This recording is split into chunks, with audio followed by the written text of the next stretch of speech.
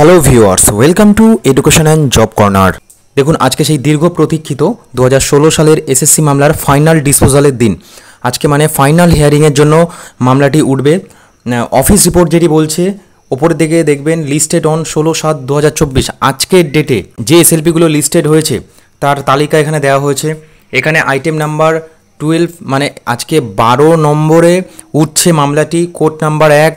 আপনারা জানেন চিফ জাস্টিসের বেঞ্চে এই মামলার শুনানি আজকে হবে। Petition for special leave to appeal, বেশ কতগুলো এখানে এসএলপি দাখিল হয়েছে এবং কিছু তো এসএলপি এর মধ্যে অবশ্যই ছিল যেটা 7 তারিখের অর্ডার হয়েছে, সেখানে যে এসএলপিগুলো যুক্ত ছিল সেগুলো তো আছে এখানে, এবং তার সঙ্গে কিছু ইন্টারলোকিউটরি অ্যাপ্লিকেশন এখানে যুক্ত হয়েছে। এছাড়াও নতুন কিছু এসএলপি অ্যাড হয়েছে, এখানে তার ডিটেলসগুলো দেওয়া হয়েছে।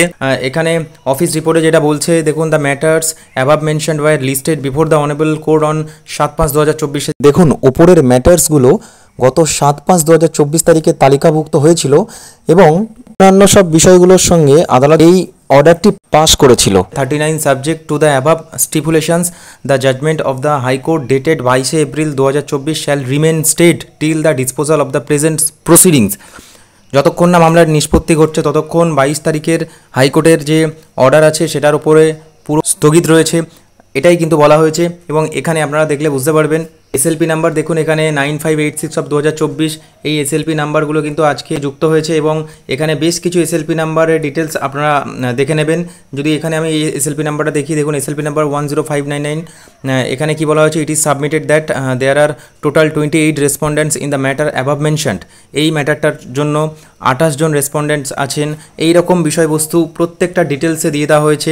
আর তার পাশাপাশি এও বলে রাখি যে ডায়েরি নাম্বারগুলো এখনও পর্যন্ত এখানে লিস্টেড নেই, সেই ডায়েরি নাম্বারগুলোর ডিফেক্ট লিস্ট মেবি ক্লিয়ার হয়নি।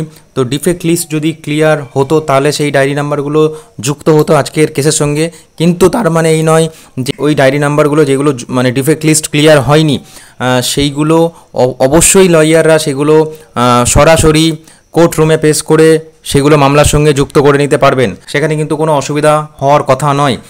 এইভাবেও কিন্তু যে সমস্ত ডায়েরি নাম্বারগুলো যুক্ত হয়নি সেই সমস্ত ডায়েরি নাম্বারগুলোর সঙ্গে যুক্ত সমস্ত পিটিশনার বা রেসপন্ডেন্ট যারা আছে ওনারা কিন্তু অবশ্যই এই মামলার বেনিফিট পাবেন। কিছুক্ষণের মধ্যেই বলা যেতে পারে আর 1 ঘন্টা পর কিন্তু সুপ্রিম কোর্টে হিয়ারিং শুরু হবে। আশা করা যেতেই পারে যে লাঞ্চের আগে এই মামলা কিন্তু ওঠার সম্ভাবনা প্রবল, কিন্তু কোনো যদি দীর্ঘ সময়ের মামলা যদি তার আগে উঠে যায় তাহলে কিন্তু এই মামলার হিয়ারিং লাঞ্চের পরে শুরু হবে। তো সেই ক্ষেত্রে অনেকটাই সময় পাওয়া যাবে।